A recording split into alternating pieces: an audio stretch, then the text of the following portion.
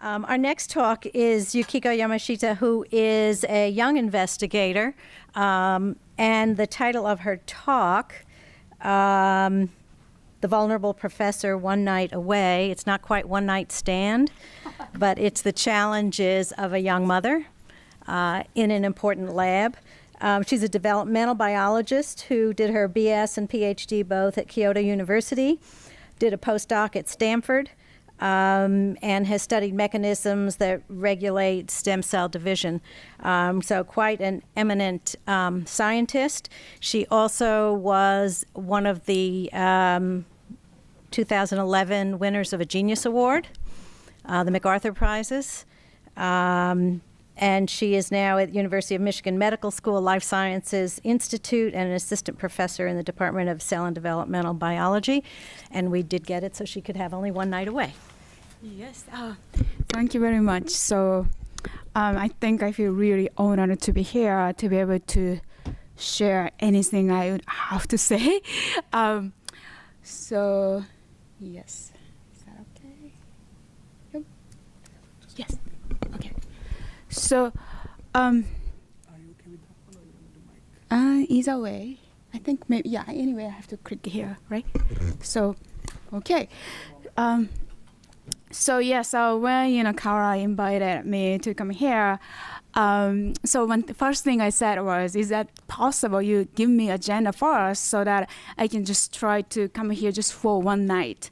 So my daughter is now almost 10 years old, 8 years old in 10 days. So she's not that, the little anymore, but still it hurts to leave her. So, and then I'm trying to minimize my travel like once a month at the most. Still, that's a lot. One year, the worst year I counted, like I was gone about 30 days a year. So I just hate it. So I always try to be home. So, and then, coming to the Rosalind Franklin Society, it feels like a really long round trip. So why is that? So I think I got my PhD back in Japan. So I can tell you that 5 years are worst in my life. As you can probably imagine, I couldn't adapt this, the male-oriented society. But a good thing why I couldn't adapt, because I grew up in a way that I never really, realized my gender. So that I'm so thankful for my parents. But then, so because of that, I had such a terrible 5 years. I really thought of giving up science completely. And at that time, actually, that was, for example, one the important book I read was actually a biography of the Rosalind Franklin. So as Mirga was saying, she is such a beautiful woman. If you look at one of her picture, you can't look at her picture without being stricken by her really intelligent eyes, right? So all those years, I read all those books, and then I read so many feminism books. At one point, probably I was able to name like 5 American feminism professors. I felt like being more feminist back then than being a scientist. So that's also, Rosalind Franklin is one of those who let me really through my toughest years. And then, after I came to United States to do my postdoc, and then that was totally opposite of my PhD lab. That's just a wonderful place to do science. So in my first week, I felt like, I'm breathing. After a while, I just can't breathe in all airs. So I thought, this is my place. If I want to do science, I should really stay here. So, that's how I feel. It's a really long trip after, the 10 years, and a little bit over the 10 years, I feel, coming back to the Rosalind Franklin. So one thing I want to really tell you today is, there's lots of pros and cons for pretty much everything. So, in other words, we can always take a look at, positive side of the things. That's what I'm trying to really say a little bit. So with that said, once I came to my postdoc lab, probably, the past about 10 years, I haven't really suffered from, the disadvantage of being female. That's what at least I feel. I would say things just worked out fine with me. So, but then, as probably you heard, as you heard from Jade earlier this morning, so things just sometimes just work out beautifully. So that means, for any, female professors or scientists who's been, reasonably successful, there's so many miracles that are kicking in. And a society shouldn't be relying on these miracles, right? So not that miracles, we should make sure that it's going to happen for sure when the females want to be a scientist, for example. So, and then, so things worked out just fine with me. But of course, this doesn't really mean that there's no discrimination at all. So and then to think that, I'm trying to move it forward, but it's not really, yeah. So what's discrimination? So if you really define in a real way, that's of course exclusion from the resource, right? Or in other words, fewer choices. What does that mean? But then, as I said, I haven't really suffered much. So what does this mean? So depending on who you are, what we need is totally different, right? So what you have to eat is just different. So that means if you just by having a few numbers of the successful female scientists or whoever, you can't say, okay, so I'm just perfectly fine eating bamboo. So why aren't you, right? So this is probably in the past, this is a way how probably society have used as an excuse. Look at this on that successful female scientist. She have done that. You should be able to do it if you want to. But then, okay, society is only providing bamboo, right? So that's, panda can survive, but not the hummingbird or not the squirrel, I would say. So that going back to the choices. So all females are different from each other, just as any, just like any other man. So that said, when they want, so we shouldn't, society shouldn't limit in terms of the resources that's given to them. So with that said, so what I want to say is that, so that's actually my perspective, panda's perspective, who happened to give him bamboo.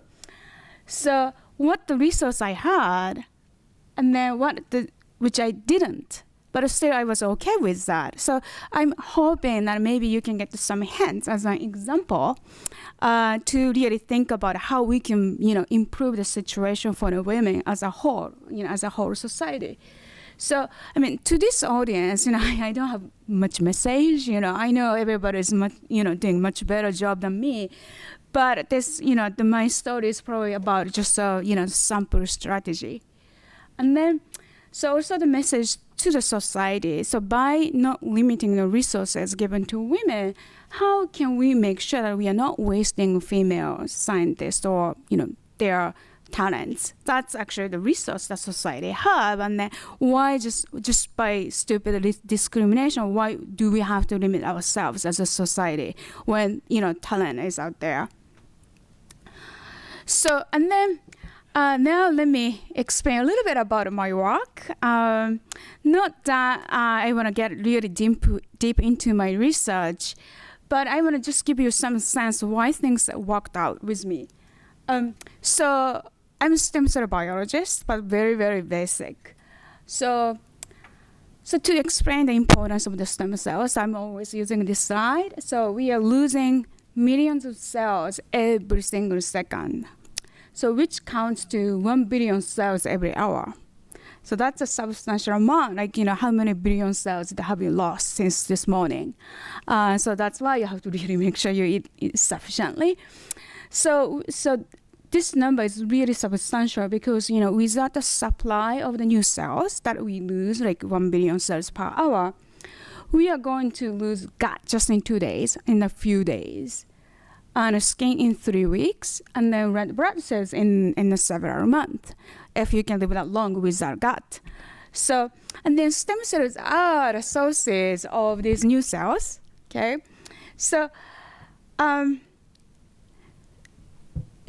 most of our tissue, the bodies are made of this differentiated cells, which has its own function, like absorbing the nutrients or, conducting electricity for you to think, etc. Those cells are called the differentiated cells. So they have already very specialized function. The problem of these cells are when they are, the worn out, they can't replicate themselves. So that means, these differentiated cells has to be provided by something else, that's stem cells. So stem cell have not yet really, the differentiated into having specialized function. Yet they maintain this, the capacity to self-replicate, so that when stem cell divide, they can make some extra cell that can become differentiated cells. So, and then when stem cell divide, so this you have to make this really, the important choices between committing to the differentiation or stay as a stem cell, because their characteristics as a cell is so distinctively different from each other. And this balance is also, of course, important, because if you don't have this balance, you lose tissue homeostasis. So that means if you get too much differentiated cells, and then now you don't have much stem cells, that means you can't really replenish your tissues anymore, leading to tissue aging or tissue degeneration. On the other hand, you don't want to have too many stem cells either, because now at the expense of having differentiated cells, you have too many proliferative cells, which can go just crazy. So that could lead to the cancer. So in my lab, so this is actually, pretty much everybody's interested in this, in the stem cell field now. So who determines self-renewal capacity, or what kind of factor determines it, or what kind of factors drive stem cell into the differentiation? So for me, I'm a kind of a fundamentalist in terms of the logic. So what I'm really interested in is how exactly stem cell hit this balance. So one very, very simple and beautiful way to do so is the asymmetric stem cell division. So that means when one stem cell divide into two, you make one stem cell and one differentiating cell. So this way, starting from one stem cell, you end up with one stem cell, so you don't have to worry about losing or increasing stem cell number. At the same time, you get nice extra cell that undergo the differentiation. So this is a very, very logically beautiful way to maintain a homeostasis. So, and then we do use Drosophila testis. This is nothing to do with my feminism at all. So this happened to have a really, really beautiful system. So in fruit fly, you can dissect out any tissue fairly easily.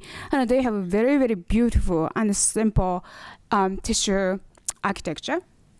So if you look at the portion of the fly testis and then just stain the cells with the different colors based on the proteins they express.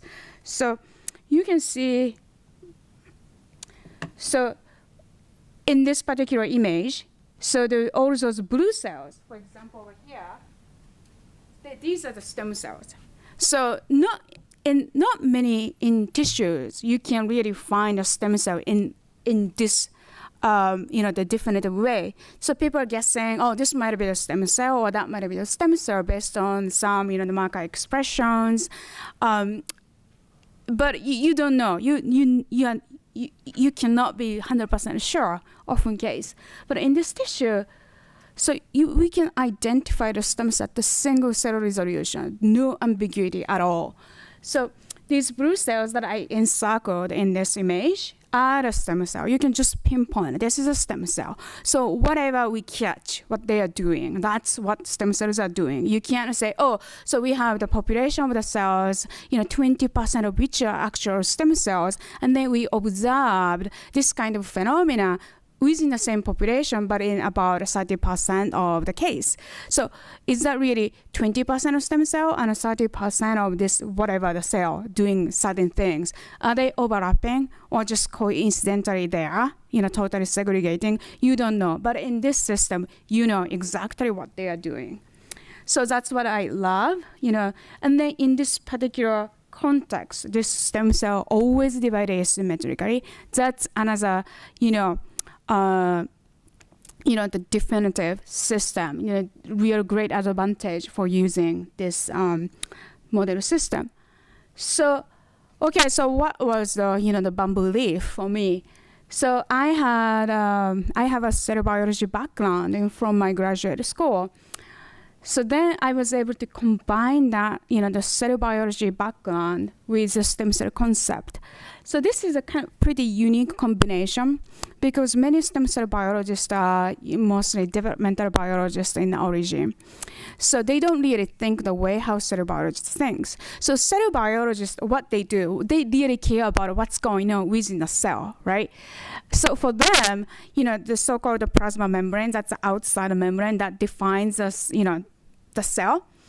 So the outside the plasma membrane is just like outer space. There's nothing out there. So so they really care what's going on inside this plasma membrane. On the other hand, developmental biology thinks the cells as a single individual unit. That's more like an atom or, like, the quantum or whatever, quark. So you cannot divide them into any further small components. So that means they really don't care exactly what's going on inside. But if you try to combine both, that's actually very, very true.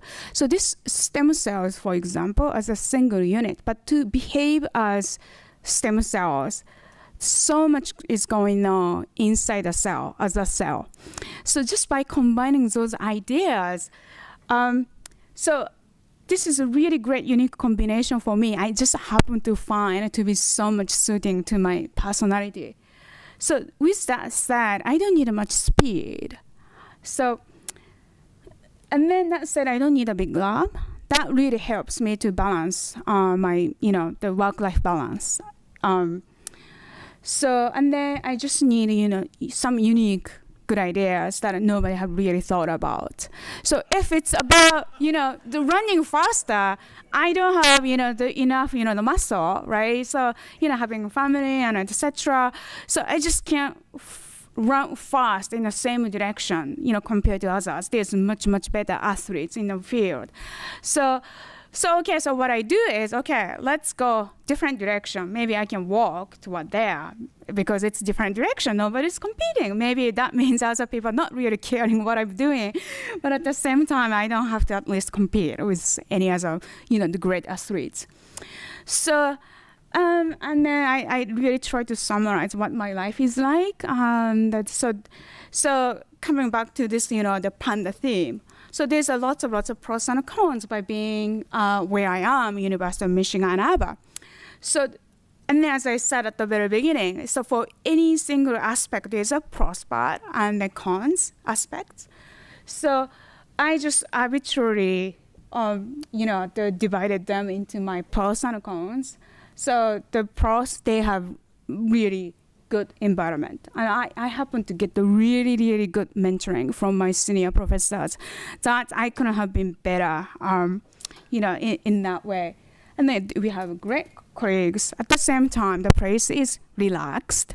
So that is, what I really like because, to do something really unique, but not running in the same direction as athletes are running. So you have to really, it's more like, you need a time for the meditation. Just you think about your problem,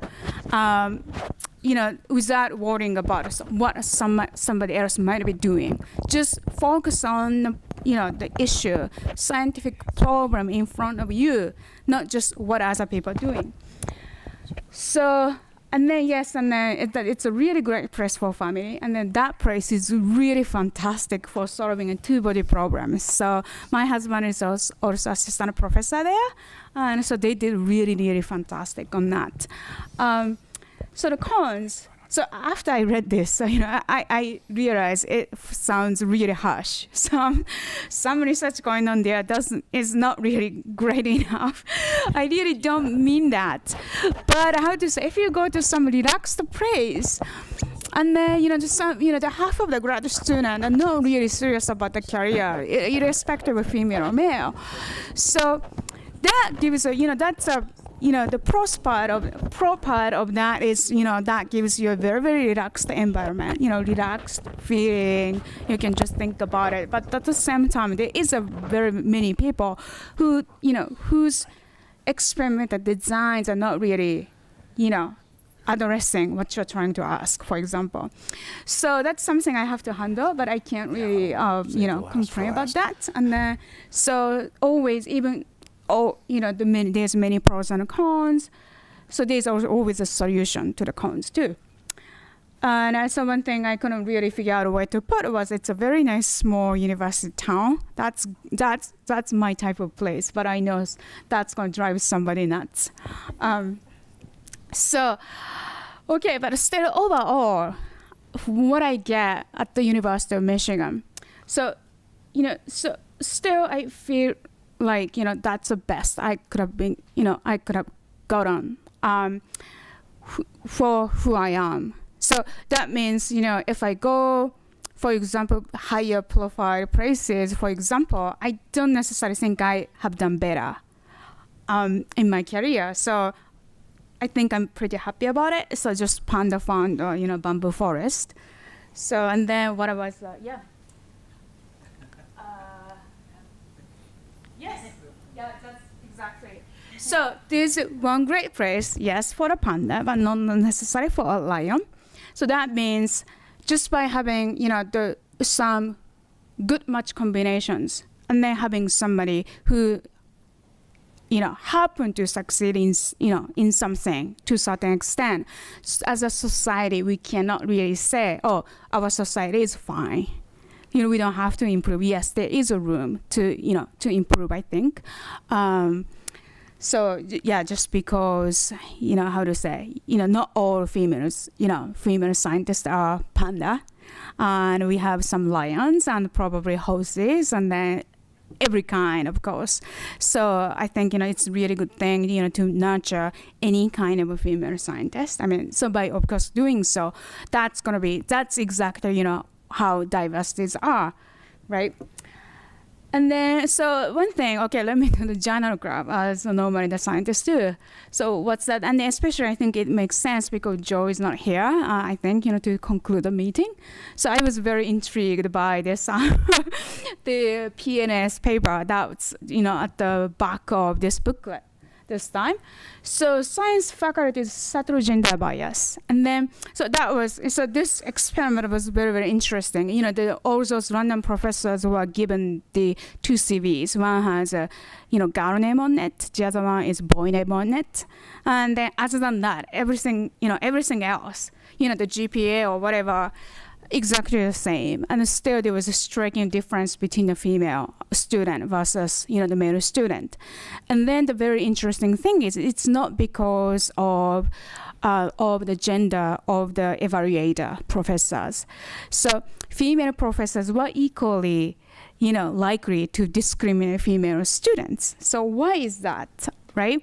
So that's something, we have to also ask. Oh, because we are female, don't worry, we are not discriminating. Not necessarily true. And then, so to this, again, there's a comment, I think, in the New York Times, Nancy Hopkins said that, okay, so all those small things accumulates up. And then they don't have, the many female don't have a confidence level to get to the top. So, and then that's, I think, probably true. Really true, and that's something what we have to really think about. So, and then and then I have to say this is not really society's fault, right? If girls grew up not having enough confidence, and then if you are for professors who has to rely on a really good graduate student, no matter if it's he or she. So you can't just rely on somebody who doesn't have enough confidence level. So there might be all those this subconscious discrimination. So with that, I think, I have to say I was very lucky. So my parents never treated me as a girl or a boy. So because of that, so at the same time, this, the treatment I got in my grad school came as such a shock. But that was good because early on, when also my brains were, the wiring up, I really didn't think, the gender makes a difference. So that's why I wasn't, I was having so much trouble. But then it was good because that means me wasn't really adapting to what others think that time. So, and then because of that, I was very lucky. I developed a sense to recognize a woman who thinks she's a girl after all. So I can somehow sense, the lack of the confidence level. So I can tell. So, and then at the same time, I can also tell a man who just can't trust a woman. I can just sense it.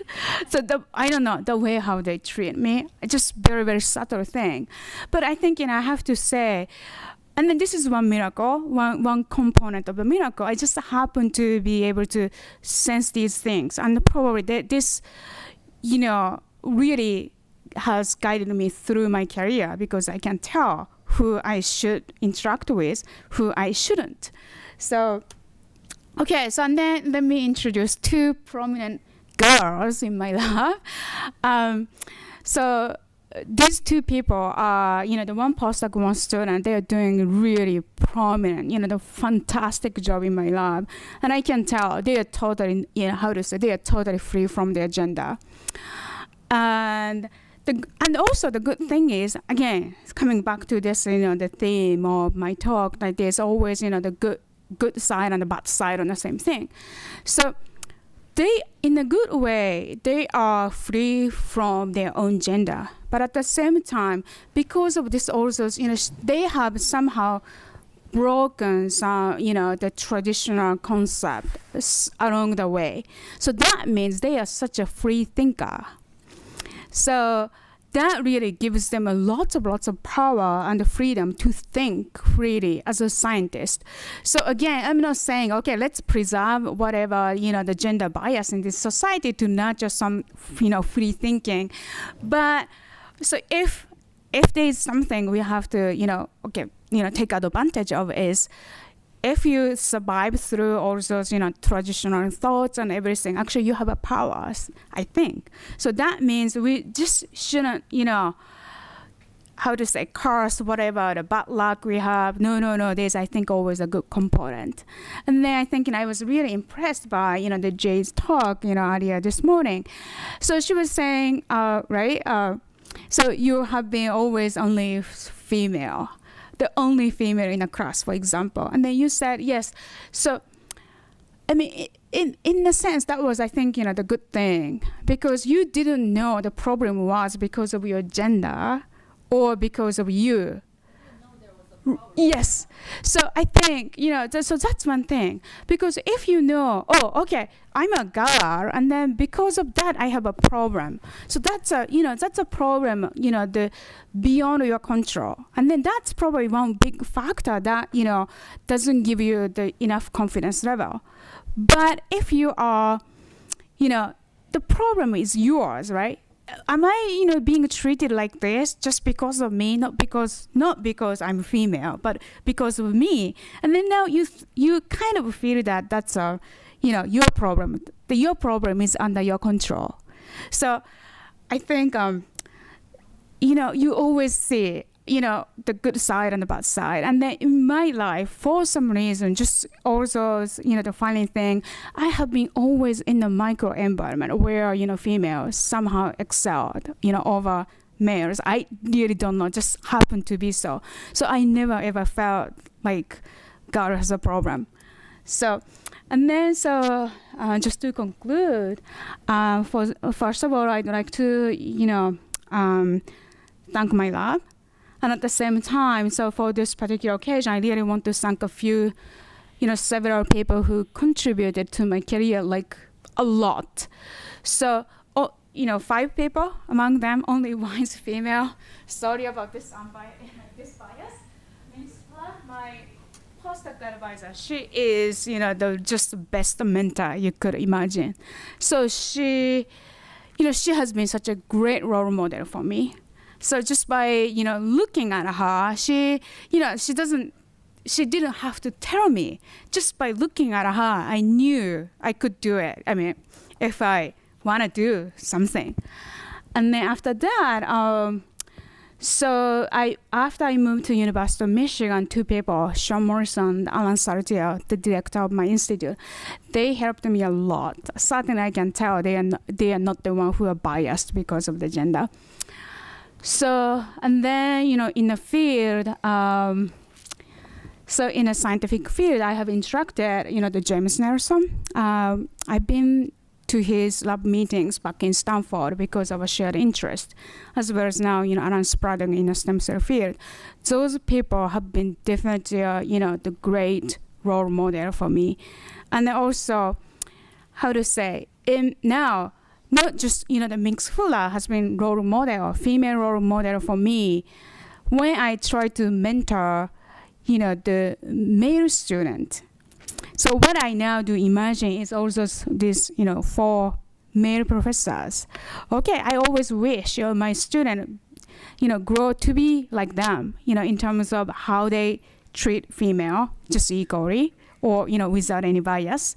Or so now, I have some image in my head, like, okay, so my student, can take that kind of role model.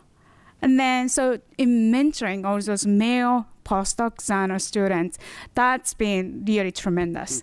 So, okay, so with that, I think, so that's it. Thank you very much.